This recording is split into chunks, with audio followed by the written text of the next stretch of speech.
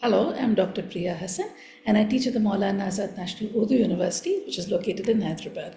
And this episode is about astrobits, where I'm basically going to talk to you about a very new mission. This is a satellite, it's a $1 billion mission being conducted by NASA as well as ISRO. The satellite is called NISAR. Now, NISAR or NISAR, as you wish to pronounce it, it's basically a synthetic aperture radar mission, okay? And it's basically set to transform the way we see our planet. Like I said, it's a joint mission between NASA and ISRO, where they're basically imaging. We are looking at the Earth. Okay, the satellite's job is just to look at the Earth at two radar frequencies. One is called the L band, which is at 24 centimeters, and the other one is the S band at 9 centimeters.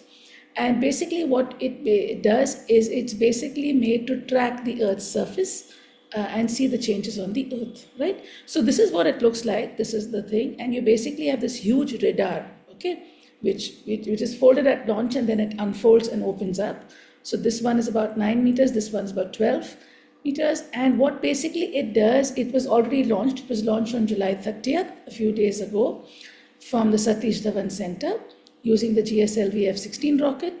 And what it basically does is that it is at an altitude of 747 kilometers, and it's a repeat cycle every 12 days. So every 12 days, it re-images the Earth. This includes the land as well as the ice surfaces, okay?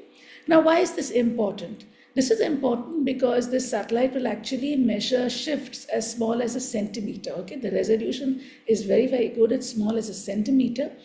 And that could be early warnings for natural disasters. It could help monitor impact of climate change, movement of ice sheets, seed levels, support farmers for data on soil moisture, crop health, etc. It could also be used to track global forest cover, carbon storage, etc. So typically what you're basically doing is you are having this orbit, okay, which is like a polar orbit, but what you're basically going to do is it's synchronous. So what happens is it's kind of moving with the sun every 12 hours. It is at noon as well as at midnight. So it can observe places with lots of brightness, which is at noon, full brightness, as well as in darkness, which is at midnight, okay? And so what happens is in 12 days, it basically does 173 orbits, okay? It will orbit around the Earth. See, this is the Earth. You are doing this in polar orbits, but because the Earth rotates, that's when it finishes scanning the rest of the Earth, right? So it totally does 173 orbits in 12 days, and therefore it can come back to this thing. So it's therefore very important because it can do a very good monitoring job, right? So it's to map the entire planet in total detail. And like I told you, there are two bands. There's the L band and the S band. L band is being handled by NASA. S band is being handled by ISRO. This is what your instrument looks like. It's called a radar antenna boom. And here is the radar antenna reflector. The L band stuff is being done by JPL, instrument structure JPL, radar antenna. The S band has been done by ISRO. ISRO also did the launching.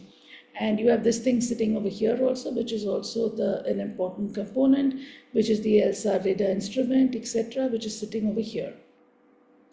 Now, this is its configuration, and you have 24 L-band receive modules, 12 polarization, 48 S-band modules. And like I told you, the objective is to track natural disaster, monitor earthquakes, tsunamis, climate change, agriculture, water management, forest carbon cycle, and that's the job. But the precision is very, very high. It can actually get a change in centimeters in terms of water levels or land levels, if there are either of the two happening. So it's a very good resolution kind of this thing. And it also marks a landmark in India-US space collaboration, and it therefore shows how it can be done. It has about 3 to 5 year mission period in which it's going to be going in every 12 days, giving you a new image of the Earth. And like I said, it does it to the precision of a centimeter, which would help policymakers, researchers to make informed decisions about disaster preparedness, environment conservation, etc. And it is something very interesting. The data will be available freely to everybody, and we look forward to this kind of a collaboration, which is something very, very important. So, thank you.